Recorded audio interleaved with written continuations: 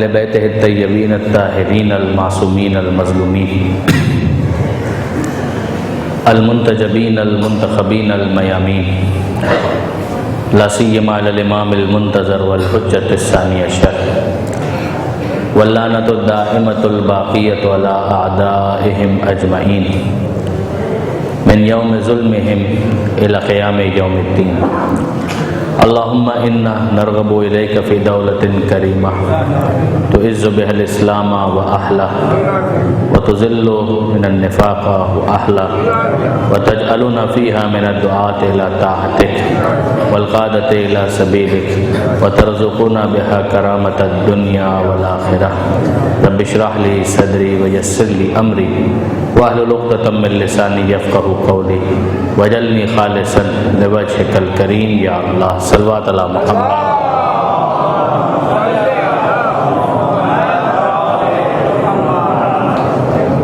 اما بعد فقد قال اللہ سبحانہ وتعالی فی القرآن الحکیم بسم اللہ الرحمن الرحیم سبح بحمد ربک وکن من الساجدین واعبد ربک حتی یاتیک الیقین صلوات علی محمد۔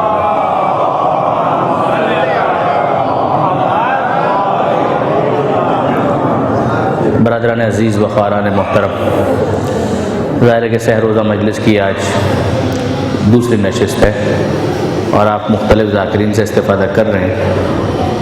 جو آیت میں نے آپ کے سامنے تلاوت کرنے کا شرف حاصل کیا، یہ سورہ مبارک ہجر کی آخری آیت ہے، جس میں تسبیح کا بھی حکم ہے، حمد پروردگار کا بھی حکم ہے، سجدے کا بھی حکم ہے اور تسلسل کے ساتھ عبادت کا پروردگار عالم کی طرف سے حکم دیا جا رہا ہے۔ اور چوتھے امام کی زندگی کے اندر اگر آپ دیکھیں تو یہ تمام تر چیزیں آپ کو بدرجہ اتم نظر آئیں گی۔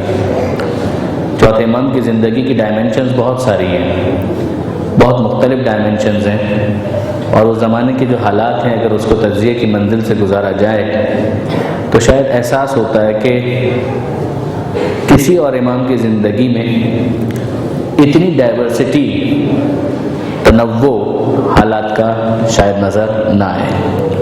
اس کی وجہ یہ ہے کہ مثلا چوتھے امام کے بعد اگر آپ دیکھیں گے تو پانچویں امام ہیں، چھٹے امام ہیں، ساتویں امام ہیں، آٹھویں امام میں پھر تھوڑا سا اس انداز کا ایک ٹچ موجود ہے، مگر پھر نویں امام، دسویں امام اور 11ویں امام کی زندگی میں آپ محسوس کریں گے کہ جو انداز اختیار کیا گیا ہے اس کے اندر کھل کر مزاحمت حاکمان وقت کے خلاف آپ کو اس انداز سے نظر نہیں آئے گی۔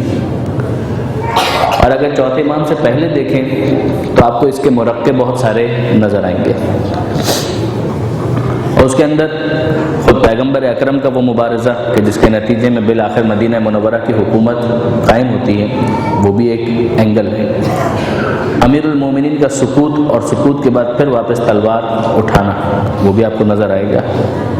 اور امیر المومنین کے بعد امام حسن مجتبیٰ علیہ السلام، وہاں پر جو ان کی زندگی ہے اس میں بھی آپ جانتے ہیں کہ صلح کا پہلو ہمیں نظر آتا ہے۔ البتہ ظاہر ہے کہ جو امیر المومنین کا شہادت کا اور امیر المومنین کا جو جہاد کا اینگل ہے، اس موقع پر امام حسن مجتبیٰ کی ایک بھرپور زندگی ہے، ایک کنٹریبیوشن ہے جو ہمیں نظر آتی ہے، یعنی اوپنلی۔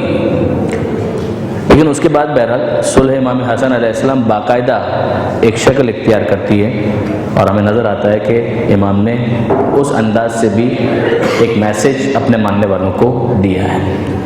امام مظلوم کی زندگی کے اندر ہم دیکھتے ہیں کہ کربلا معلیٰ جیسا واقعہ اپنی پوری طاقت کے ساتھ موجود ہے۔ چوتھے امام کی زندگی اس اعتبار سے بہت منفرد ہے کہ اگر آپ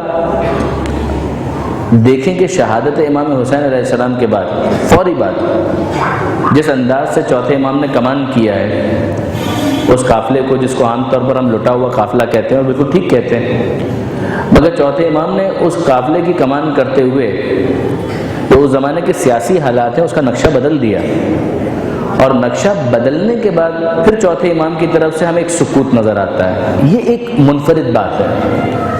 یعنی میں عرض یہ کرنا چاہتا ہوں کہ اگر آپ ظاہری طور پر دیکھیں تو امیر المومنین علیہ السلام بظاہر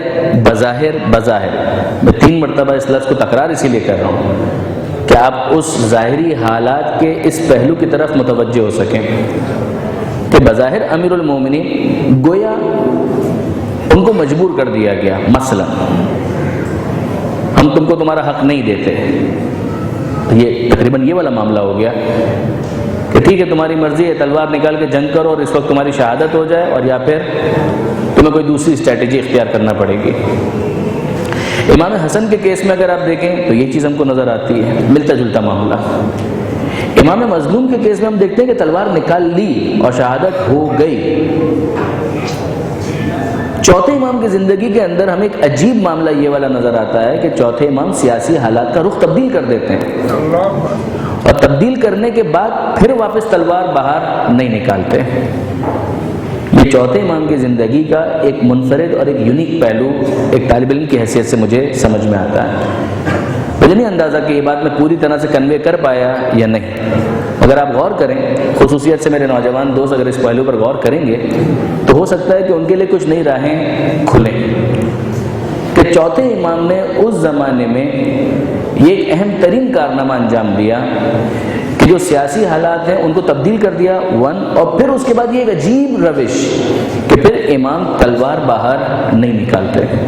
ورنہ اس زمانے میں آپ جانتے ہیں اور بہت اچھی طرح سے جانتے ہیں کہ جو یزید کا جانشین ہے وہ یزید کو ڈس اون کر رہا ہے۔ یزید کا جانشین خود اس کا اپنا بیٹا معاویہ، وہ یزید کو ڈس اون کرتا ہے۔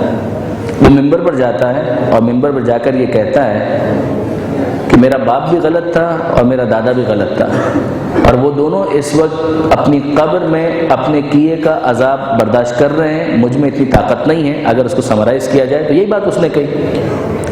اور بعض تاریخوں کے اندر یہاں تک آ گیا کہ اگر تمہیں بیعت کرنی ہے تو میری بیعت مت کرو، جاؤ مدینہ منورہ میں سید سجاد کی بیعت کرو۔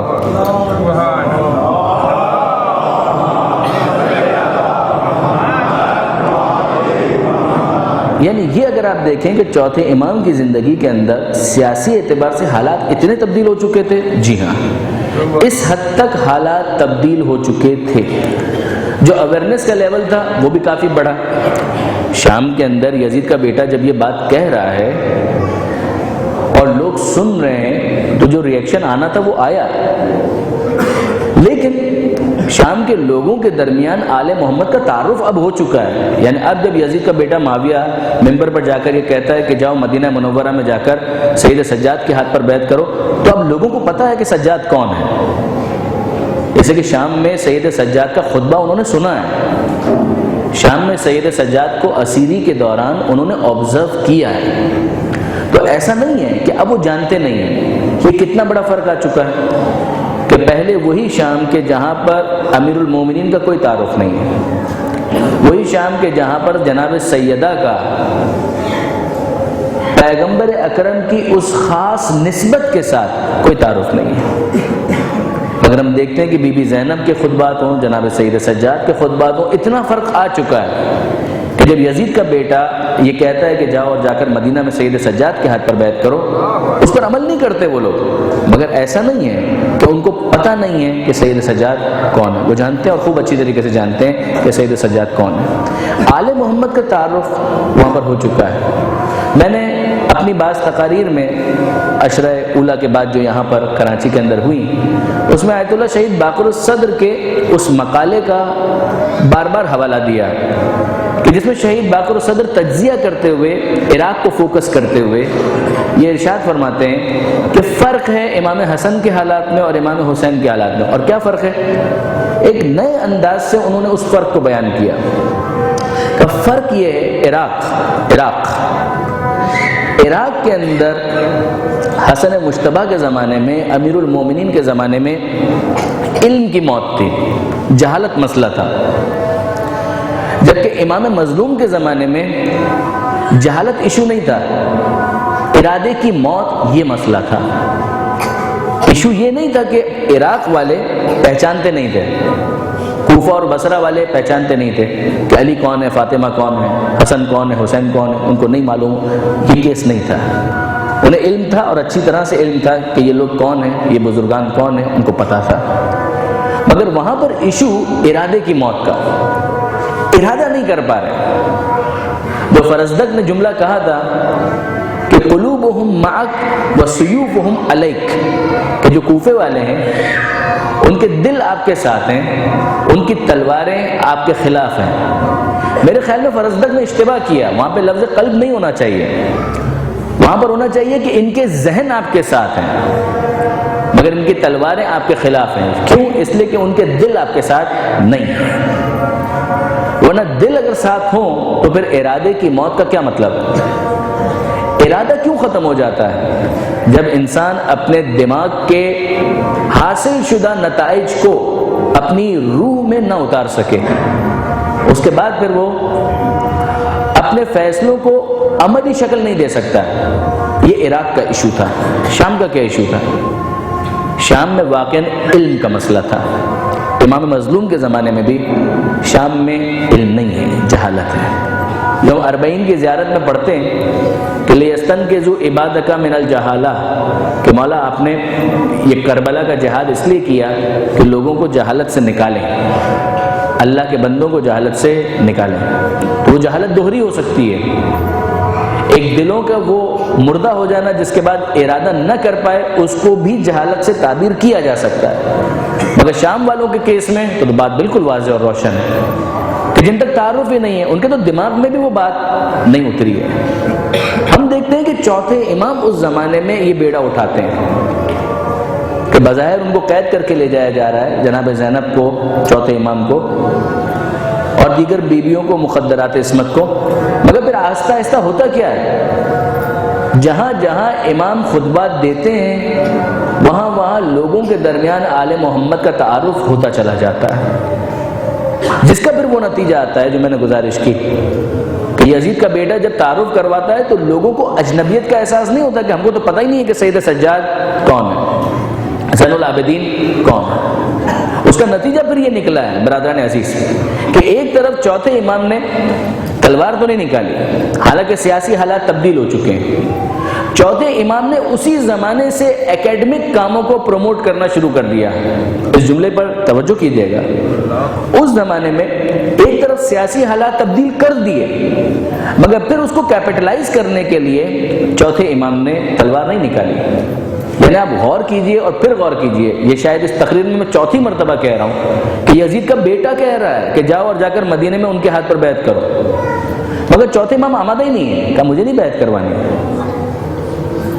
جو مقصد میرا تھا وہ کافی حد تک حاصل ہو گیا ہے، پریکٹیکلی حکومت حاصل کر کے ان چیزوں کو نافذ کرنا شاید یہ ابھی تک اتنا زیادہ میچور معاملہ نہیں ہے، ابھی بہت سارا ہوم ورک باقی ہے جس کے بعد وہ کام کیا جا سکتا ہے۔ Still it is too early کہ اس حکومت کو اسٹیبلش کرنے کے لیے ابھی اقدام کیا جائے۔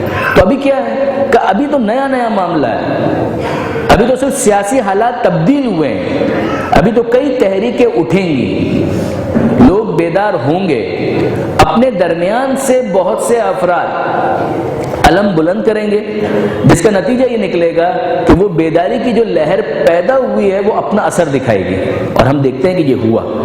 فائنلی اس کام کو 132 ہجری تک اگر لے جا کر آپ دیکھیں، کربلا کا واقعہ 61 ہجری میں 1 سال کی قید ہے، وہ تمام خطبات اور سارے واقعات اسی 1 سال کے درمیان کے ہیں، اور اس کے بعد چوتھے امام اس لٹے ہوئے خاندان کو لے کر مدینہ منورہ واپس آ جاتے ہیں۔ بالکل صحیح، مگر اب اس کے بعد یہ 61 ہجری کے اندر جو کچھ ہوا ہے، 132 ہجری تک، اس 61 ہجری سے اگر آپ اینالائز کریں تو آپ کو نظر آئے گا کہ موومنٹس پر موومنٹس ہیں، ایک تحریک، اس کے بعد دوسری تحریک، اس کے بعد پھر تیسری تحریک، اس کے بعد پھر چوتھی تحریک، چھوٹی تحریکیں، بڑی تحریکیں۔ سید سجاد حسین مظلوم کے پیغام کو اس حد تک عام کرنے میں کامیاب ہو گئے کہ گونگی زبانوں کو بولنے کا حوصلہ مل گیا، ورنہ پہلے یہ سب کے سب گونگے تھے، ان میں بولنے کا حوصلہ نہیں تھا، یہ بات کرنے کا سوچ بھی نہیں سکتے تھے۔ یہ کربلا میں حسین کے خون کی تاثیر اور کوفہ اور شام میں زینب و سید سجاد کے خطبات کی تاثیر ہے کہ جس کے نتیجے میں ان گونگی زبانوں کو بولنے کا حوصلہ ملا۔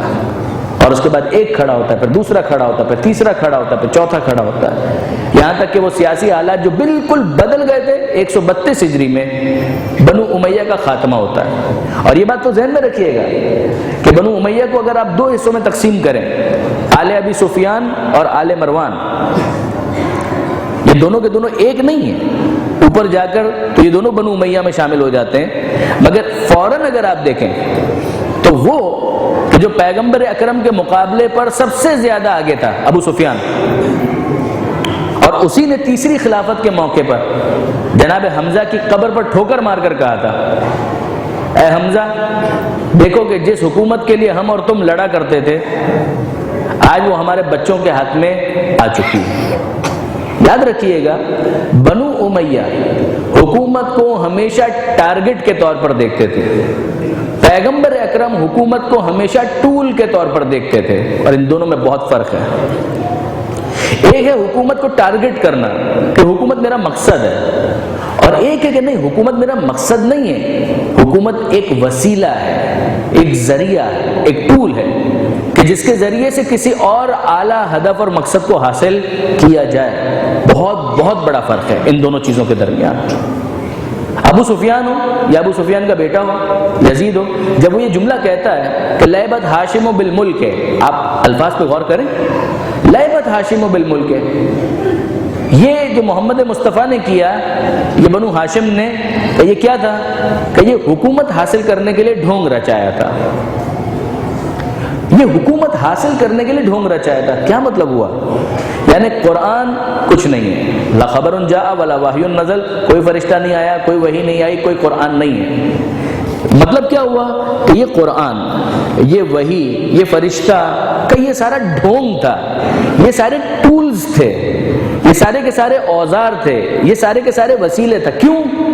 اس لیے کہ پیغمبر جو کہہ رہے تھے ان کا اصل ہدف تھا حکومت حاصل کرنا۔ ان تمام بہانوں کے ذریعے سے کہ بھائی میں اللہ کا رسول ہوں، میں یہ کرنا چاہتا ہوں، میں وہ کرنا چاہتا ہوں، کیونکہ یہ سب تو بکواس تھا معاذ اللہ، ان سب کے ذریعے سے حاصل کیا کرنا تھا؟ حاصل کرنا تھا حکومت کو۔ کس لیے؟ اپنی عیاشی کے لیے، نعوذ باللہ من ذالک۔ یہ یزید کا اوپینین ہے۔ کیوں؟ اس لیے کہ واقعاً اس کا اپنا نظریہ اپنے بارے میں یہی ہے۔ اگر آپ ابو سفیان کے کیس میں دیکھیں، اگر آپ معاویہ کے کیس میں دیکھیں، اگر آپ یزید کے کیس میں دیکھیں، یعنی حکومت حاصل کر کے کیا کرنا ہے؟ حکومت حاصل کر کے مزہ کرنا ہے اور کچھ بھی نہیں کرنا ہے۔ حکومت حاصل کرنی ہے عیاشی کے لیے، اپنے عیش و عشرت کے لیے۔ وہاں پر حکومت وہ خود ایک لذت دینے والا منصب ہے، اس سے حاصل کیا کرنا ہے؟ کہ حاصل کچھ بھی نہیں کرنا ہے، حکومت کو انجوائے کرنا ہے۔ دوسری طرف اگر آپ پیغمبر اکرم کے کیس میں دیکھیں، امیر المومنین کے کیس میں دیکھیں، امام حسن کے کیس میں دیکھیں، امام مظلوم کے کیس میں دیکھیں، خود چوتھے امام کے کیس میں دیکھیں، اگر اس میں آپ دیکھیں گے تو آپ کو یہ چیز بھرپور طریقے سے نظر آئے گی۔ حکومت کس لیے؟ حکومت بذات خود ہدف نہیں ہے، وہ ٹارگٹ نہیں ہے۔ مدینہ منورہ میں حکومت قائم کی کیوں؟ حکومت just for the sake of government? ایسا نہیں ہے۔ اگر for the sake of government ہے تو پھر یہ رسول آخر تک الفقر و فخری کا نعرہ کیوں بلند کرتا ہے؟ اس نے تو بادشاہوں والا کوئی طریقہ اختیار نہیں کیا، وہ محل میں تو نہیں رہتا، وہ تو اپنی کٹیا میں رہتا ہے، وہ تو اپنے حجرے میں رہتا ہے۔ امیر المومنین اگر حکومت ٹارگٹ ہو، ہدف ہو، تو پھر آپ مجھے انصاف سے بتائیے کہ جو کی روٹی کیوں کھا رہے ہیں؟ کیا اس موقع پر شہد اور عمدہ گندم کی روٹی فراہم کرنا ناممکن ہے؟ عمدہ گوشت اس کا سالن بنانا کیا ناممکن ہے؟ یہ کیا وجہ ہے کہ حکومت حاصل کرنے کے باوجود اس کا لباس اس میں بھی پیوند لگا ہوا ہے، اس کی روٹی وہ ہے کہ جو عام انسان کھا نہیں پا رہے۔ حد یہ ہے کہ شہادت والی رات اس کی غذا کیا چیز ہے؟ نمک، جو کی روٹی، پانی۔ حکومت اس کا ہدف ہے، حکومت اس کا ٹارگٹ ہے۔ وہ یہ اعلان کرتا ہے کہ تم خوب اچھی طرح سے سمجھ لو کہ یہ جوتی جس کو میں پیوند لگا رہا ہوں، جس کو سی رہا ہوں، یہ تو عبداللہ ابن عباس کے ساتھ امیر المومنین کا مکالمہ ہے، اور آپ خوب اچھی طرح سے جانتے ہیں کہ سوال کرتے ہیں بتاؤ کہ اس کی کیا حیثیت ہوگی؟ کوئی حیثیت نہیں ہوگی، اب تو اتنا اس کے اوپر ٹانکے لگ چکے ہیں، اس کی کیا حیثیت ہو سکتی ہے؟ اور امیر المومنین فرماتے ہیں کہ میرے نزدیک تمہاری حکومت اس سے بھی پست ہے۔ اگر عدل و انصاف کے نفاذ کو مقصود نہ قرار دیا جائے تو صرف حکومت کو ٹارگٹ کرنا کا اس کی کوئی حیثیت میرے نزدیک نہیں ہے۔ حکومت بذات خود کا کوئی حیثیت نہیں ہے۔ یہ بہت بڑا فرق ہے برادران عزیز۔ ایک یہ ہے کہ حکومت کو ٹول، ایک وسیلے کے طور پر دیکھا جائے، جو امام خمینی رحمۃ اللہ علیہ نے اسی سیرت کو، اسی لائن کو ٹو کرتے ہوئے جو جملہ کہا تھا کہ مثلا اگر تم یہ سمجھتے ہو، یہ بی بی سی کے اندر کوٹ بھی ہوا تھا، مجھے یاد ہے، ہم تو اپنے ٹین ایج میں شاید تھے اس زمانے میں، ایک پروگرام کے اندر کوٹ بھی ہوا تھا کہ صاحب یہ تو بولتے ہیں کہ ہم لوگ حکومت میں تربوز کی قیمت کم کرنے کے لیے نہیں آئے ہیں، یہ ہمارا ہدف نہیں ہے۔ کیا مطلب ہوا؟ کہ ہم کچھ ویلیوز ہیں کہ جن کے نفاذ کے لیے حکومت میں آئے ہیں۔ کیا تربوز کی قیمت کم کرنا؟ We are not in power to cheapen the prices of watermelon, اس طریقے سے کوٹ کیا تھا ان کو ایک ٹاک شو کے اندر۔ تو کیا مطلب یہ آپ نہیں کریں گے؟ کریں گے، لیکن پرائمری ہمارا ٹارگٹ یہ نہیں ہے۔ باقی یہ ہو تو بہت اچھی بات ہے، یہ کرنا ہے، مگر ہدف یہ نہیں ہے۔ ہدف وہ ماحول فراہم کرنا ہے کہ جس میں ایک انسان اپنے نفس کے خلاف جہاد اکبر کرنے میں سہولت محسوس کرے۔ گناہ ہر معاشرے میں ہوتے ہیں، گناہ ہر ماحول میں ہوتے ہیں، مگر ایک گناہ وہ ہے کہ جس کو کرتے ہوئے گنہگار خوف محسوس کرتا ہے، ایک پیئر پریشر ہوتا ہے جس کی وجہ سے وہ فضا آلودہ نہیں ہو پاتی ہے۔ بہت توجہ کیجیے گا، ائمہ کے نزدیک گناہ جتنا بڑا مسئلہ ہے اس سے زیادہ بڑا مسئلہ گناہ کو کھل کر انجام دینا ہے۔ یہ کتنی عجیب بات ہے۔ بعض افراد یہ جملہ کہتے ہیں بچپن میں، لڑکپن میں، جوانی میں، ٹین ایج میں، کبھی کبھی یہ جملے ذہن میں آتے ہیں، اور وہ کیا کہ جب ہم گناہ کر رہے ہیں تو خدا تو ہر جگہ موجود ہے۔ جب خدا ہر جگہ موجود ہے تو پھر اس کے بعد چھپ کر گناہ کیوں کریں؟ کھل کر گناہ کیوں نہ کریں؟ کیا یہ واقعاً کوئی قابل توجہ آرگومنٹ ہے؟ ذہن میں تو آتا ہے لیکن قابل توجہ نہیں۔ کیوں؟ اس لیے کہ ایک معاملہ ہے اللہ اور اس کے بندے کے درمیان۔ پروردگار عالم کی صفت ہے ستار العیوب، کہ وہ عیب پر پردہ ڈالتا ہے۔ وہ خدا اپنے بندوں کے گناہ کے اوپر پردہ ڈالتا ہے، وہ اس کو ایکسپوز نہیں کرنا چاہتا۔ وہ چاہتا ہے کہ میرا بندہ گناہ کیا ہے، معصیت کی ہے، پلٹ کر آئے، مجھ سے توبہ کرے، معاملہ ختم ہو جائے۔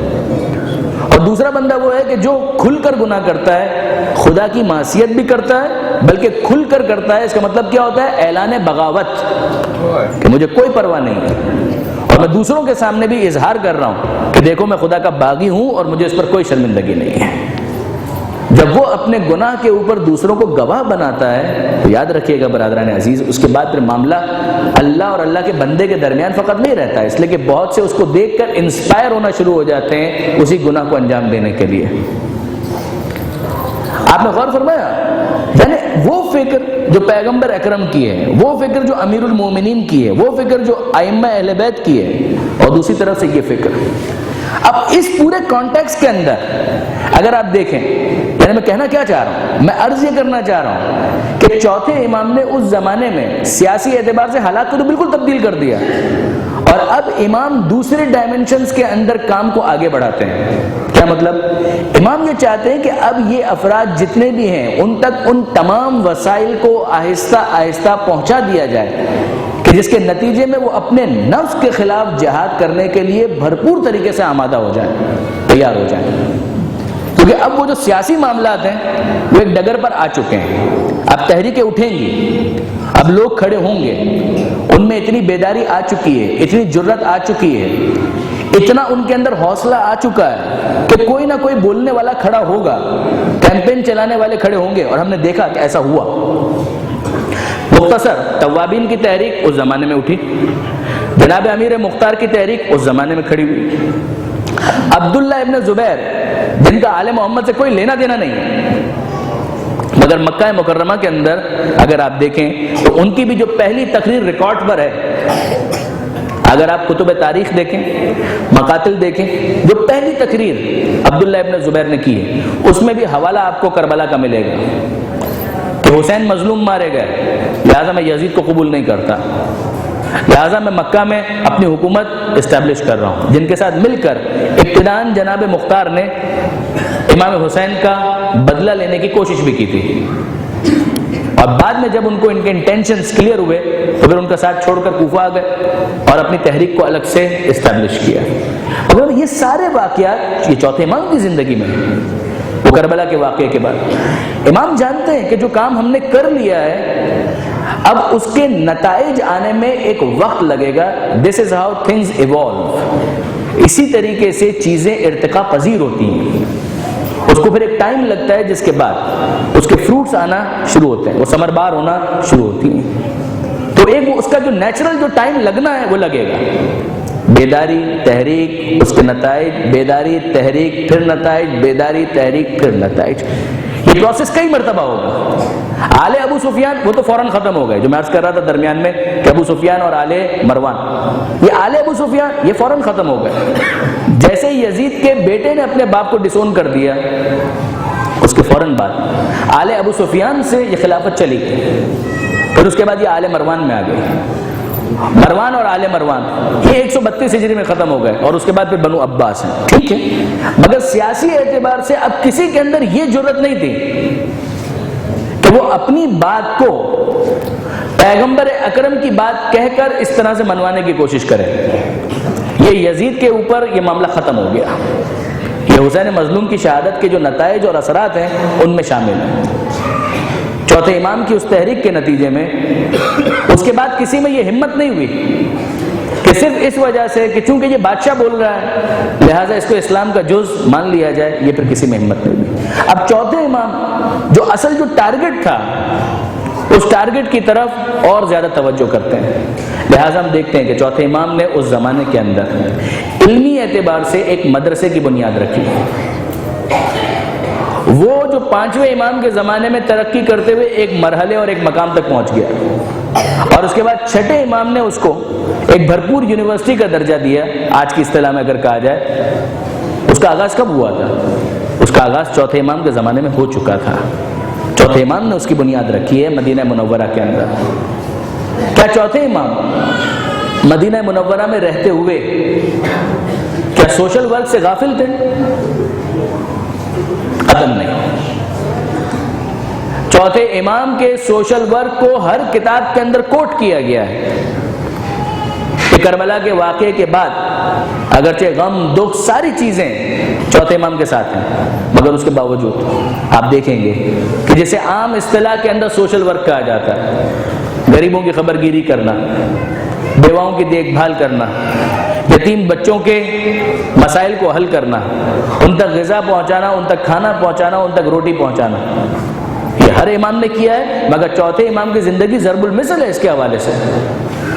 چوتھے امام نے یہ کام بھرپور طریقے سے انجام دیا ہے، اور اس شان سے انجام دیا ہے کہ چہرے پر باقاعدہ نقاب ڈال کر لوگوں کے گھروں تک جاتے ہیں۔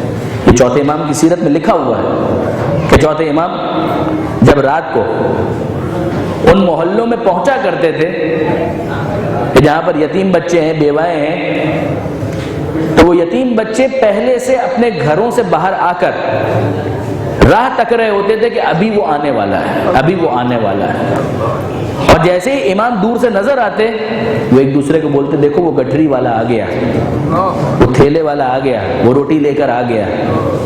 یاد رکھیے گا برادران عزیز کہ چوتھے امام نے اس میں غفلت نہیں کی ہے، بھرپور طریقے سے اس کام کو انجام دیا۔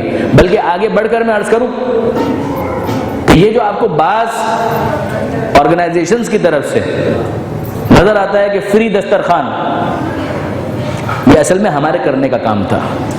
میں انصاف کی بات آپ سے عرض کر رہا ہوں، کام وہ بھی کر رہے ہیں، اچھا کر رہے ہیں، لیکن انصاف کی بات یہ ہے کہ یہ کرنے کا کام ہمارا تھا۔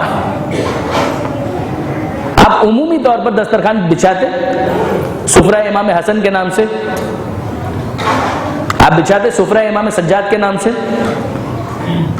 یاد رکھیے گا کسی کے دل میں اترنے کے لیے بہترین راہ اس کے پیٹ سے ہو کر جاتی ہے.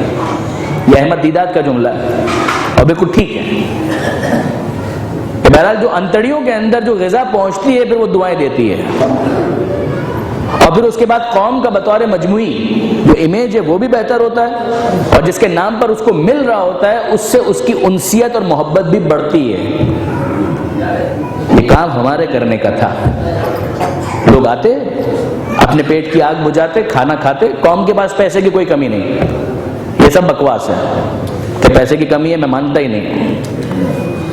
جب ڈونیشن کے نام پر رشوت دینے کے لیے اتنے کروڑوں روپے موجود ہیں، آج کل تو ان مراحل سے تو بہت سارے افراد گزر رہے ہیں. ہماری قوم کے پاس خرچ کرنے کے لیے پیسے کی کمی نہیں ہے، صرف ڈائریکشن کی کمی ہے کہ یہ کام کرنے کا ہے. اس بات کا احساس ہونا چاہیے تھا. چوتھے امام کے نام پر واقعاً دسترخوان بچھے سب کے لیے، باہر روڈ پر بچھے اور لوگ آ کر کھانا کھائیں اس کے اوپر، اور مستقل بنیادوں پر یہ کام ہو. پھر کیسے لوگ امام کی طرف متوجہ نہیں ہوں گے؟ یقیناً متوجہ ہوں گے. سفرہ امام حسن بہت مؤثر تھا. چوتھے امام زحمت ہے، کاندھوں کے اوپر اٹھا کر روٹیوں کو لے جانا اور زندگی بھر اس کام کو انجام دینا زحمت ہے. لیکن اس زحمت کا نتیجہ پھر کیا ہے کہ لوگوں کی زبانیں نہیں، ان کے دل امام کے ساتھ تھے. واقعاً وہ امام کی تائید کیا کرتے تھے. وہ یتیم بچے جب اپنی بھرپور جوانی میں پہنچتے ہیں ان کو یاد رہتا ہے کہ ہمارے گھروں تک غذا پہنچانے والا کون تھا اور ہمارا پھر اس کے ساتھ کیا طریقہ کار ہونا چاہیے. تو ہم دیکھتے ہیں کہ چوتھے امام بھرپور طریقے سے اس کام کو انجام دیتے ہیں. 1 2 3 4 5 کی بات نہیں ہے، سینکڑوں. وہ بیوائیں ہیں، وہ خواتین ہیں، وہ فیملیز ہیں کہ جو واقعہ حرہ کے دوران چوتھے امام کی پناہ میں تھی. جب مدینہ منورہ کو تاراج کیا ہے یزید کے حکم سے، اس موقع پر چوتھے امام نے سینکڑوں فیملیز کی خواتین کو پناہ دی ہے مدینہ منورہ سے باہر تھوڑا ہٹ کے. اور ان بیویوں کے یہ جملے کہ خدا جانتا ہے کہ ہم اپنے گھروں میں اتنے آرام کے ساتھ نہیں تھے جتنا اس سید نے ہمارا خیال رکھا ہے. منتہی الاعمال میں شیخ عباس قمی نے بھی اس کو کوٹ کیا اور دیگر تاریخ کی کتابوں کے اندر آپ کو نظر آئے گا کہ جملے ملتے ہیں کہ ہم اپنے گھروں میں اتنے آرام کے ساتھ نہیں رہے کہ جتنا اس امام کے گھر میں ہمیں آرام و سکون ملا ہے، جتنا اس نے ہمارا خیال رکھا ہے. برادران عزیز، یہ سوشل ورک چوتھے امام اس سے غافل نہیں تھے. یاد رکھیے ابھی ہم نے جو ڈسکس کیا اس زمانے کے سیاسی حالات، اس کو تبدیل کرنے میں چوتھے امام کا بھرپور کنٹریبیوشن 1. نمبر 2، اس زمانے کے اندر جو سوشل ورک ہے چوتھے امام اس سے قطعاً غفلت نہیں کرتے، بھرپور طریقے سے اس میں اپنا رول پلے کرتے ہیں. ان کا کنٹریبیوشن ہمیں بھرپور طریقے سے نظر آتا ہے. 2. نمبر 3، تعلیم. جو مدرسہ بعد میں یونیورسٹی کی حد تک پہنچتا ہے چھٹے امام کے زمانے میں، پانچویں امام نے اس کو آگے بڑھایا ہے، بنیاد چوتھے امام نے رکھی ہے. 3. نمبر 4، چوتھے امام نے اس زمانے میں دعاؤں کا وہ ذخیرہ ہم تک پہنچایا جو سند کے اعتبار سے نہج البلاغہ سے بھی زیادہ مستحکم ہے. ویسے نہج البلاغہ اور صحیفہ کاملہ ان دونوں کو بھائی بہن کہا جاتا ہے کہ جیسا بھائی بہن کا تعلق ہوتا ہے ویسا ہی نہج البلاغہ اور صحیفہ کاملہ کا تعلق ہے. یعنی نہج البلاغہ میں جو کچھ امیر المومنین نے منبر پر جا کر خطبوں میں کہا ہے وہی دعا کے انداز میں علی ابن الحسین زین العابدین نے پروردگار عالم سے کہا ہے.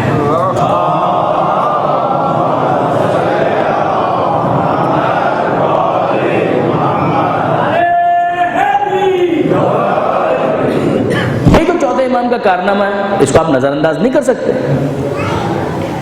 میں آپ کو پوری ذمہ داری کے ساتھ کہہ رہا ہوں کہ ویسٹ میں بعض غیر مسلم صحیفہ کاملہ کی دعاؤں کو پڑھ کر شیعہ ہو گئے. میں آپ کو پوری ذمہ داری کے ساتھ یہ جملہ کہہ رہا ہوں. اس صحیفہ کاملہ کے اندر رب سے مناجات کا جو طریقہ سکھایا گیا ہے وہ آپ کو کہیں اور نہیں ملے گا، یہ مکتب اہل بیت ہی میں ملے گا.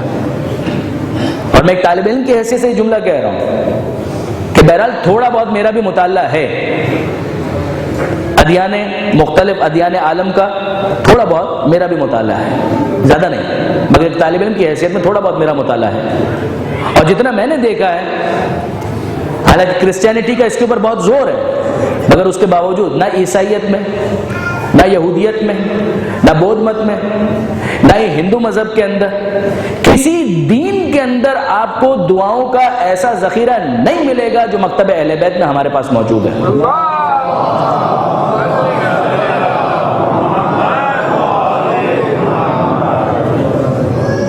یہ بہت بڑا نایاب، نادر، گراں بہا تحفہ ہے جو آل محمد کے ذریعے سے ہم تک پہنچا ہے۔ ہم اس کی قدر نہ کریں، یقین جانیے کہ ہم مجرم ہیں، ورنہ انصاف کی بات یہ ہے کہ ان 3 کتابوں سے ہمارے ہر جوان کی دوستی ہونی چاہیے، قرآن، نہج البلاغہ اور صحیفہ کاملہ۔ اور اگر ان 3 کتابوں سے دوستی ہو جائے تو میں مطمئن ہوں کہ توضیح المسائل کا ایک مسئلہ بھی مشکل نہیں لگے گا۔ اصل پرابلم یہ ہے کہ ہم اس گاڑی کو دھکا مار رہے ہیں کہ جس کے اندر پیٹرول ہی موجود نہیں ہے۔ قرآن، نہج البلاغہ اور صحیفہ کاملہ یہ پیٹرول ہیں۔ جب تک انسان اپنے نفس کے ٹینک کے اندر یہ پیٹرول روحانیت کا نہیں ڈالے گا، عملی اعتبار سے اس کو گاڑی چلانے میں مشکل ہوگی۔ اگر ایک مرتبہ اگر وہ واقعاً اپنے نفس کے اندر وہ قوت ارادی جس کی موت تھی اس زمانے میں جو میں نے عرض کیا، اگر وہی مزمحل ہے، جب پیٹرول ہی نہیں ہے تو پھر کیسے کام چلے گا؟ آپ صحیفہ کاملہ جو مفتی جعفر حسین صاحب کا ترجمہ ہے اسی کو فقط دیکھ لیں اور دیکھیں کہ مصر کے جامعۃ الازہر کے معلمین اور پروفیسرز نے صحیفہ کاملہ کے بارے میں کیا لکھا ہے، وہ کس طرح سے اس کو ایڈمائر کرتے ہیں، وہ کس طرح سے اس کی تعریف کرتے ہیں۔ وہ دم بخود رہ جاتے ہیں کہ واقعاً یہ کیا عجیب انداز ہے مناجات کا اپنے پروردگار کے ساتھ، کہ توبہ کرنی ہو تو یہ پڑھو، بیمار ہو جاؤ تو یہ پڑھو، موت کا احساس ہو تو یہ پڑھو، نماز شب پڑھنے کے بعد یہ پڑھو، ہر دن کی یہ دعا، اور ہر دعا اپنی جگہ پر آفتاب اور مہتاب ہے۔ صرف اگر یقین جانیے میرے نوجوان دوست، اگر چوتھے امام کو خراج تحسین پیش کرنا چاہتے ہیں، ایک کام کریں، صحیفہ کاملہ کے اندر ایک دعا ہے جس کا نام ہے دعائے مکارم الاخلاق، پاکیزہ اخلاق سے آراستہ ہونے کی دعا۔ وہ کیا دعا ہے، پورا اخلاقیات کا نصاب اس کے اندر موجود ہے، اخلاقیات کا مکمل نصاب کہ کیا ملکات نفس ایک انسان کے اندر ہونا چاہیے، اس کے ڈسپوزیشن پر کیا ہونا چاہیے، کون سے اخلاق فاضلہ ہیں، کیا ویلیوز ہیں، کیا ایتھکس ہیں، کیا اس کے اندر ہونی چاہیے، اور کون سی وہ باتیں ہیں کہ جن سے اس کو دور رہنا چاہیے۔ پورا نصاب اس کے اندر موجود ہے۔ اور یہ تو اس صورت میں جب ہم دعاؤں کے بارے میں گفتگو کرتے ہوئے صحیفہ کاملہ تک محدود ہو جائیں، ورنہ صحیفہ کاملہ سے ہٹ کر کیا مناجات شعبانیہ کو آپ نظر انداز کر سکتے ہیں؟ شعبان میں پڑھنے والی جو مناجات ہیں چوتھے امام کی، کیا اس کو آپ نظر انداز کر سکتے ہیں؟ کیا دعائے ابو حمزہ صومالی کو آپ نظر انداز کر سکتے ہیں؟ ماہ رمضان کی سحر میں پڑھنے کی تاکید ہے اور اس کے علاوہ بھی پڑھی جا سکتی ہے، آپ اس کے الفاظ تو دیکھیں۔ یعنی یوں سمجھیں میرے نوجوان دوست، یہ سمجھیں کہ یہ چوتھے امام نے خدا سے دوستی کرنے کا طریقہ سکھایا ہے کہ خدا سے دوستی کیسے کی جاتی ہے۔ اگر خدا سے عشق ڈیولپ ہو جائے تو پھر پروردگار عالم کا حکم ماننا کیوں بھاری لگے گا؟ میں بار بار کہہ رہا ہوں کہ توضیح المسائل کا ایک مسئلہ بھی ہمیں مشکل نہیں لگے گا۔ اگر پروردگار عالم سے دوستی ہو جائے، عشق ہو جائے، تو عاشق اپنے معشوق کے لیے تو اپنی جان قربان کر دیتا ہے، پھر صبح اٹھ کر فجر کی 2 رکعت نماز پڑھنا کیوں بھاری لگے گا؟ پھر کسی خاتون کے لیے حجاب کی چادر اپنے سر پر رکھنا وہ کیوں اسے وبال لگے گا؟ بلکہ بہت کھل کر کہوں کہ داڑھی کے چند بال کیوں وبال لگیں گے؟ اگر ایک آدمی صحیح معنوں میں پروردگار عالم سے عشق کرنے کے لیے تیار ہو جائے، محبت کرنے کے لیے تیار ہو جائے، وہ خدا کا مطالبہ ہے۔ دعائے ابو حمزہ صومالی کے الفاظ پڑھنے سے تعلق رکھتے ہیں۔ یہ دیگر دعائیں یہ معصومین کی طرف سے ہمارے لیے تحفہ ہے، اور اس کا مقصد یہ ہے کہ انسان کا دل درد پیدا کرے، پروردگار عالم کی جدائی کے احساس کو درک کرے کہ واقعاً وہ میرا اصل ٹارگٹ ہے، وہ میرا اصل ہدف ہے جس تک مجھے پہنچنا ہے۔ اور برادران عزیز، میں چوتھے امام کے کنٹریبیوشنز جو ایک فہرست کی صورت میں ممکنہ حدود کے اندر جو آپ کی خدمت میں بیان کر رہا تھا، اسی کے اندر آپ کو اس کو بھی شمار کرنا پڑے گا کہ چوتھے امام کے مواعظ بھی کم نہیں ہیں. 1-to-1 ڈسکشن، فارملی ممبر پر جا کر خطبات، یہ چوتھے امام کے بہت کم آپ کو ملیں گے. موسٹلی آپ کو اسی خطبے کا حوالہ ملے گا جو مسجد دمشق میں امام نے ارشاد فرمایا. میں نہیں کہہ رہا رسالے کی صورت میں اور کچھ نہیں ہے، بہت کچھ ہے. رسالۃ الحقوق وہ بھی چوتھے امام نے دیا ہے کہ معاشرے کے اندر مختلف افراد ہیں، ان کا کیا حق ہے. تشریح کے ساتھ اردو ترجمہ بک سٹالز کے اوپر کچھ سال پیشتر تک تو اویلیبل تھا. ویسے تو آج کل نیٹ کی دنیا ہے، انٹرنیٹ کے اوپر بھی آپ کو انگلش میں اردو میں رسالۃ الحقوق ملے گا. یہ بھی چوتھے امام کے ذریعے سے ہم تک پہنچا ہے. خود انسان کے اپنے جسم کا اس کے اوپر کیا حق ہے. رسالۃ الحقوق کا مطلب یہ ہے کہ چارٹر، وہ چارٹر جو رائٹس کو بیان کرتا ہے. انسان کے جسم کا کیا حق ہے، انسان کے نفس کا کیا حق ہے، انسان کی آنکھ کا کیا حق ہے، انسان کے معاشرے کا اس کے اوپر کیا حق ہے، استاد کا کیا حق ہے، ماں باپ کا کیا حق ہے. یہ تمام حقوق ایک سنجیدہ انداز میں آپ کو رسالۃ الحقوق میں اس کی تفصیل ملے گی. میں عرض کرنا چاہ رہا تھا کہ مواعظ بھی کم نہیں ہیں. چوتھے امام کے ذریعے سے جو مواعظ آئے ہیں وہ بھی کم نہیں ہیں. بحر الانوار میں علامہ مجلسی نے ایک موعظہ چوتھے امام کا نقل کیا ہے. میں اس کو آپ کی خدمت میں بیان کروں اور منزل مصائب سے قریب ہو جاؤں. اور ہمیشہ کی طرح مجھے یہ اعتراف کرنے میں کوئی بات ہے ہی نہیں، اس لیے کہ یہ تو میرے لیے اعزاز کی بات ہے کہ یہ موعظہ میں نے سب سے پہلے حضرت مولانا ساجد حسن صاحب سے سنا تھا. جس طرح سے بہت ساری باتیں انہی سے سنی تھی، اسی طرح سے یہ بھی سب سے پہلے میں نے ان سے سنا. بعد میں تو ظاہر ہے کہ موقع ملا تو بحر الانوار میں چیک بھی کیا، دیکھا بھی، اور اس کے الفاظ کے اوپر غور کرنے کا بھی موقع ملا. چوتھے امام کے بارے میں یہ کہ جاء رجل الی علی ابن الحسین وقال انا رجل آس لا اصبر علی المعصیہ فاذنی بموعظہ. ایک شخص آیا چوتھے امام کے پاس اور اس نے کہا کہ میں ایک گنہگار انسان ہوں، انا رجل آس لا اصبر علی المعصیہ، میں گناہ پر صبر نہیں کر سکتا. کیا مطلب؟ جو افراد ابتدائے گفتگو سے ساتھ ساتھ ہیں کہ میں ارادہ اتنا نہیں پاتا اپنے اندر کہ میں اس گناہ سے رک سکوں. یعنی یہ نہیں ہے کہ مجھے پتہ ہی نہیں ہے کہ یہ گناہ ہے. دیکھیے ایک وہ شخص ہے کہ مثلا اس کو معلوم ہی نہیں ہے کہ یہ شراب ہے اور شراب پینا حرام ہے، اور وہ شراب پی جائے اور بعد میں اسے بتایا جائے کہ تم نے شراب پی لی، وہ تو حرام. ارے مجھے تو معلوم ہی نہیں تھا. نہیں، وہ یہ نہیں کہہ رہا، وہ کہہ رہا ہے مجھے پتہ ہے کہ یہ گناہ ہے، مجھے معلوم ہے. بہت کھل کے کہوں مجھے پتہ ہے کہ مثلا گانا سننا حرام ہے، مجھے پتہ ہے حرام فلمیں دیکھنا حرام ہے، مجھے پتہ ہے پورنوگرافی حرام ہے، مگر میں کیا کروں؟ لا اصبر علی المعصیہ. وہ کہتے ہیں مولا ایشو یہ نہیں ہے کہ مجھے پتہ نہیں ہے، میرے ساتھ ایشو یہ ہے کہ لا اصبر علی المعصیہ فاذنی بموعظہ، میں گناہ کے اوپر صبر نہیں کر پاتا. جب گناہ کا موقع آتا ہے گناہ ہو جاتا ہے. فاذنی بموعظہ، مجھے کوئی نصیحت کرے.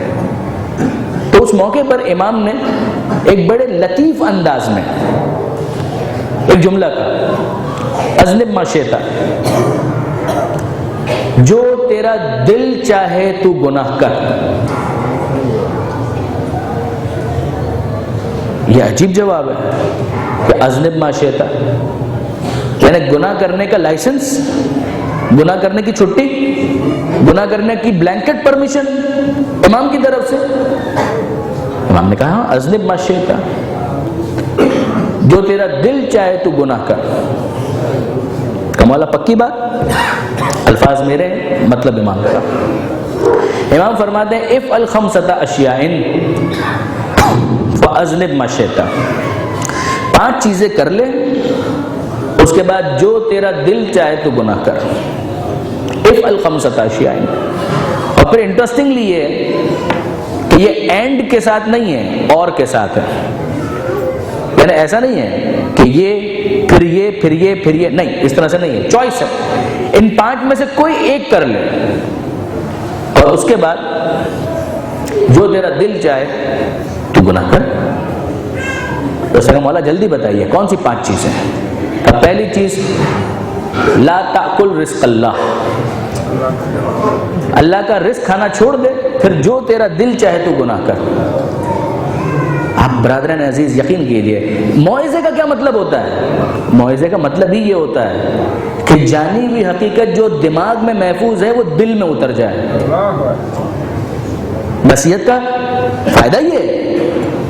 اور امام کا یہ جملہ واقعاً عجیب ہے، یعنی کون سا گناہ ایسا ہے کہ جس کو انسان انرجی کے بغیر کر سکتا ہے، اور جسم کی انرجی کے غذا کے علاوہ کسی اور چیز سے حاصل ہوتی ہے، اور رزق کیا خدا کے علاوہ کوئی اور دے سکتا ہے؟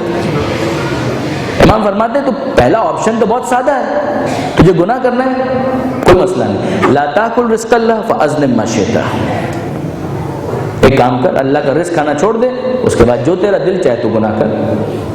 کہ مولا ناٹ پاسبل، نہیں ہو سکتا، اللہ کا رزق کھانا چھوڑ دوں کیسے ہو سکتا ہے؟ کوئی مسئلہ نہیں، دوسرا آپشن ابھی باقی ہے، 4 آپشنز باقی ہیں۔ دوسرا آپشن کیا ہے؟ مولا فرماتے ہیں، چوتھے امام کہتے ہیں اخرج عن ولایتہ، اللہ کا رزق کھاؤ کوئی مسئلہ نہیں ہے، مگر ایک کام کرو اللہ کی حکومت سے باہر چلے جاؤ۔ یعنی ایک مملکت کی حدود ہوتی ہے کہ جس کے اندر قانون چلتا ہے، پاکستان کی حدود میں پاکستان کا قانون چلے گا، وہ بھی اگر پاکستان چلانا چاہے تو، ورنہ ڈرون حملے ہوتے ہی ہیں ہم دیکھتے ہیں۔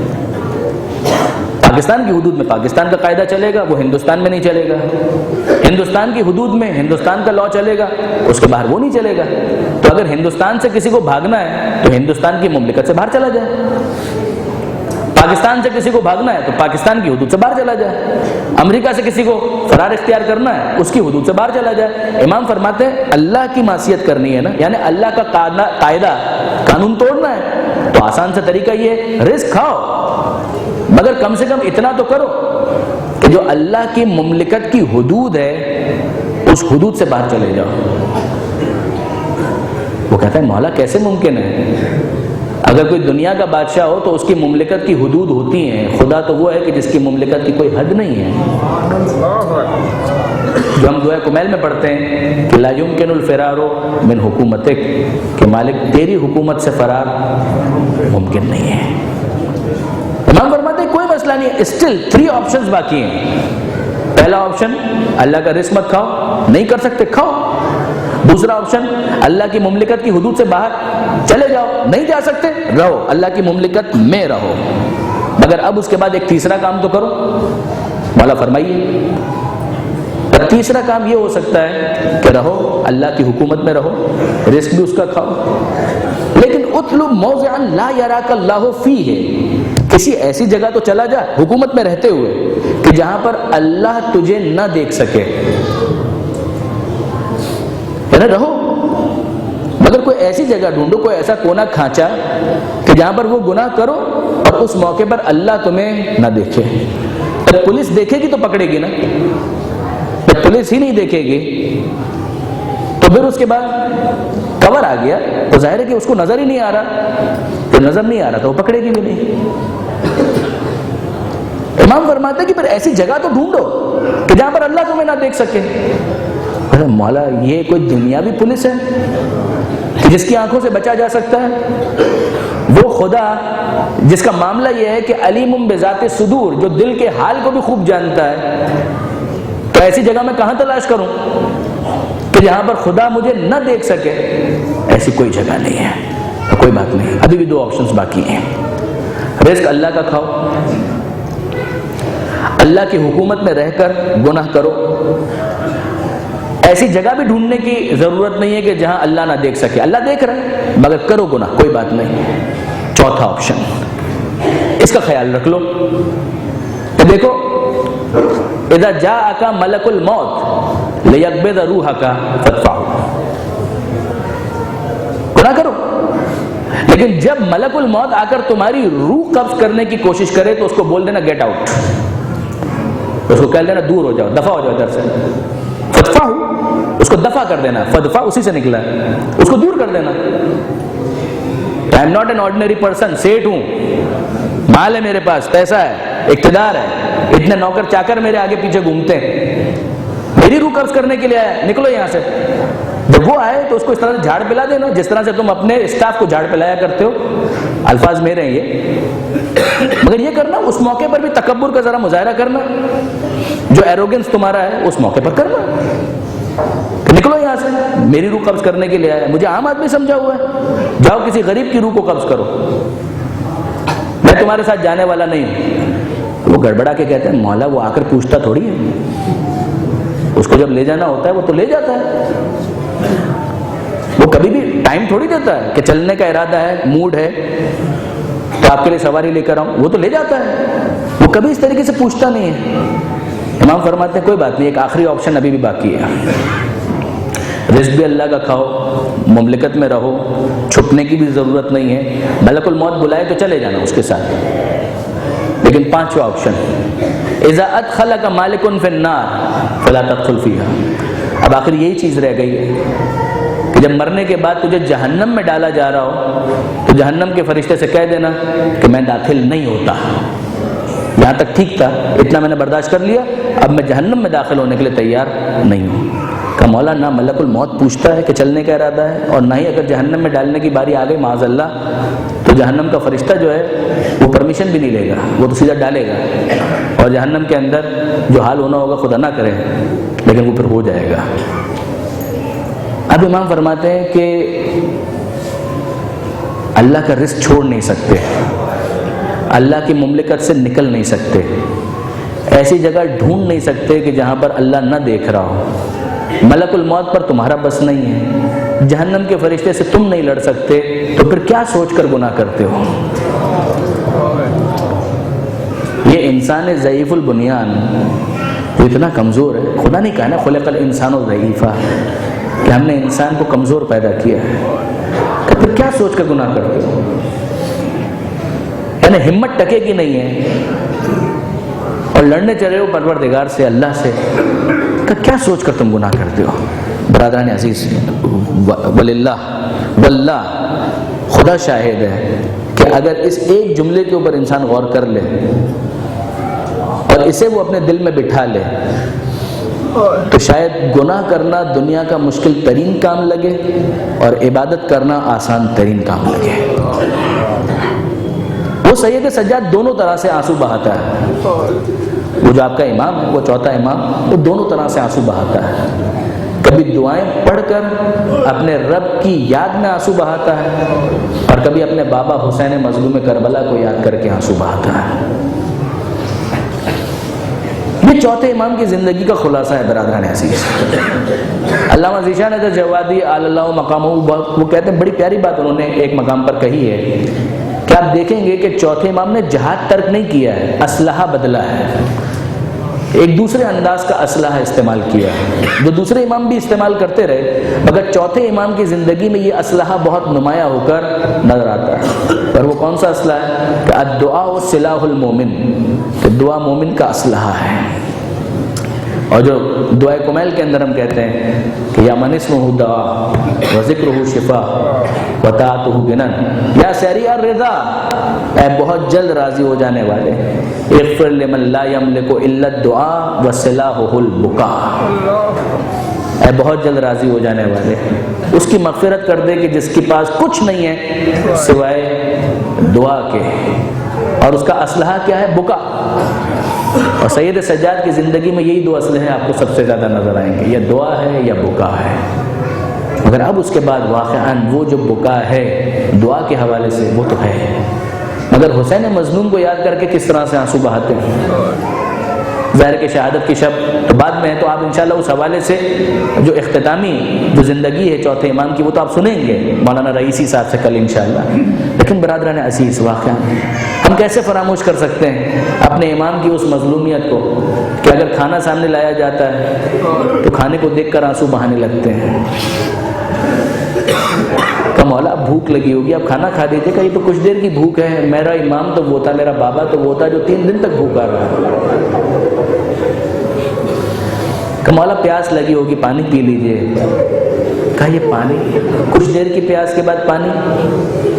میں نے تو اپنے بابا کو مسلسل پیاسا دیکھا ہے کہ میں اصغر کی پیاس کو بھول سکتا ہوں؟ کیا میں اکبر کی پیاس کو بھول سکتا ہوں؟ برادران عزیز، یعنی امام چہارم نے جب اپنے بابا کو دفن کیا ہے نا، اس موقع پر بھی یہ جملہ قبر حسین کے اوپر ہاتھ سے مٹی کے اوپر لکھا ہے کہ یہ حسین ابن علی کی قبر ہے جسے پیاسا مارا گیا ہے، جسے پیاسا شہید کیا گیا ہے۔ کیا بھول سکتے ہیں کہ جناب سکینہ نے ذوالجناح سے سوال کیا تھا؟ جب ذوالجناح اس انداز سے واپس آیا کہ سواری آئی ہے، سوار نہیں آیا ہے، اس موقع پر جناب سکینہ نے کیا سوال کیا تھا؟ اے ذوالجناح، مجھے تو صرف اتنا بتا، ہل سقیا ابی ام قتل عطشانا، جب میرے بابا کے گلے پر خنجر چلا رہے تھے تو اس موقع پر میرے بابا کو پانی مل گیا تھا یا پیاسا ذبح کیا گیا؟ اجرکم اللہ۔ عجیب ہے، حق ہے سید سجاد کو کہ اپنے بابا کی پیاس کو یاد کر کے وہ آنسو بہائیں۔ اور اگر کوئی کہتا ہے کہ مولا آپ اس طرح سے کس طریقے سے کام چلے گا، مولا آپ اس طرح سے گریہ کرتے رہے، اس طرح سے آنسو بہاتے رہے تو آپ کی روح پرواز کر جائے گی، مولا اس طرح سے نہ کریں، کوئی اور کام کریں تاکہ آپ کا دل بہل جائے۔ اور اب امام پوچھتے ہیں کہ بتا کہ میں کیا کروں؟ کہا مولا آپ گھر میں اس طرح سے نہ بیٹھیں، آپ تھوڑا باہر جائیے، بازار کا ایک چکر لگائیے تو آپ کا دل کچھ بہل جائے گا۔ وہ بیان کرنے والا فقط اتنا کہتا ہے کہ بازار کا ایک چکر لگائیے، اور سید سجاد پھوٹ کر رونے لگتے ہیں۔ وہ کہتا ہے مولا میں نے کوئی ایسی بات تو نہیں کہی تھی کہ جس سے آپ کا دل دب جاتا، میں نے تو صرف اتنا کہا کہ بھائی تیرا قصور نہیں ہے، مگر جب تو نے کہا کہ بازار کا ایک چکر لگا کر آ جائے تو تجھے کیا معلوم کہ میری نگاہوں کے سامنے کون سا بازار آ گیا؟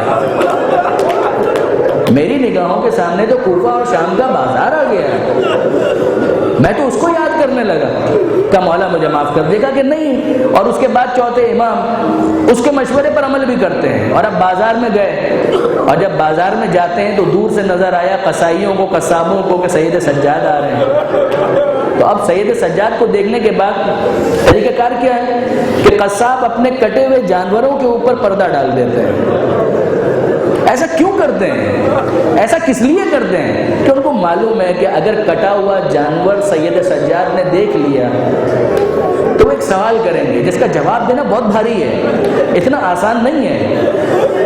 اور واقعی ایسا ہوا کہ جب ایک قصاب کی دکان پر سید سجاد نے جانور کے کٹے ہوئے گوشت کو دیکھا ہے تو ایک جملہ پوچھتے ہیں، ایک سوال پوچھتے ہیں، اے قصاب مجھے فقط اتنا بتا دے کہ تو نے اس جانور کو ذبح کرنے سے پہلے پانی پلایا تھا یا پیاسا ذبح کر دیا؟ وہ قصاب ہاتھ جوڑ کر کے مولا میں آپ کے جھک کی شریعت کا ماننے والا ہوں، مولا میں دین رسول خدا پر ہوں، کیسے ممکن ہے کہ جانور کو ذبح کروں پانی نہ پلاؤں؟ کیا یہ میرے لیے ممکن ہو سکتا ہے؟ اب سید سجاد اس قصاب سے کیا کہیں؟ کچھ نہیں کہتے، مگر مدینے میں کھڑے ہو کر رخ کربلا کا کرتے ہیں اور ایک جملہ کہتے ہیں، السلام علیکہ یا ابا عبداللہ، اے میرے مظلوم بابا میرا سلام قبول کیجئے۔ یہاں مدینے میں جانور بھی ذبح ایسے ہی نہیں کیے جاتے کہ ان کو پیاسا ذبح کر دیا جائے، پہلے پانی پلاتے ہیں پھر ذبح کرتے ہیں، مگر ہائے میرا مظلوم بابا کے 3 دن کی پیاس ہے اور پشتے گردن پر ظالم کا خنجر۔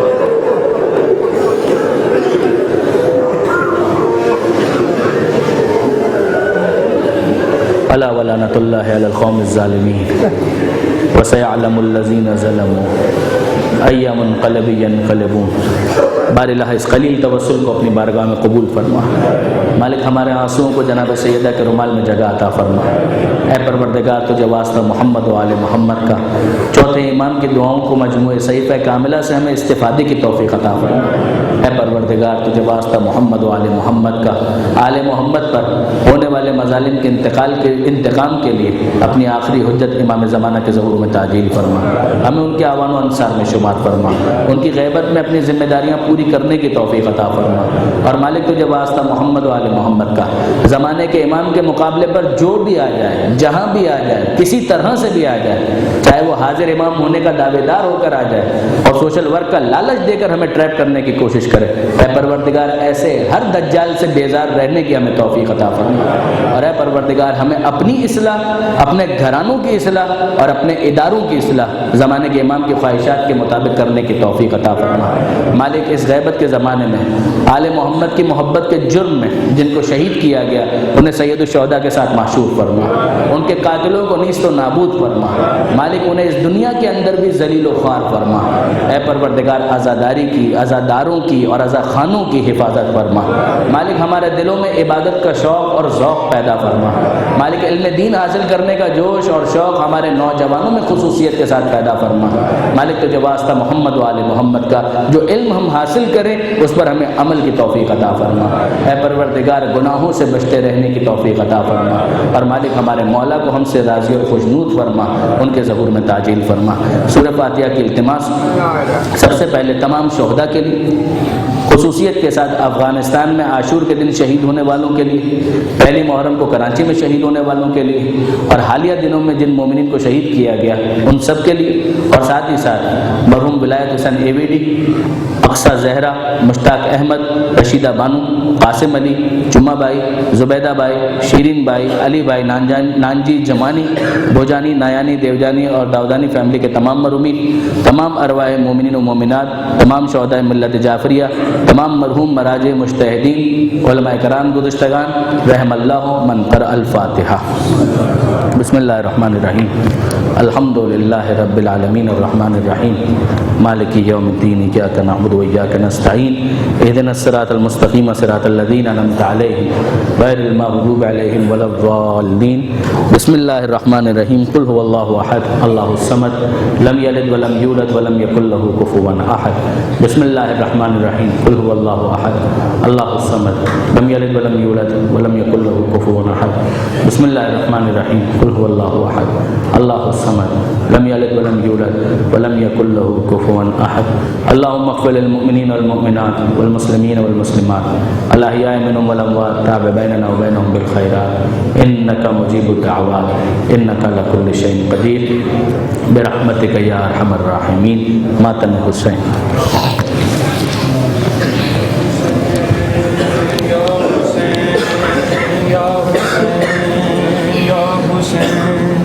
یا حسین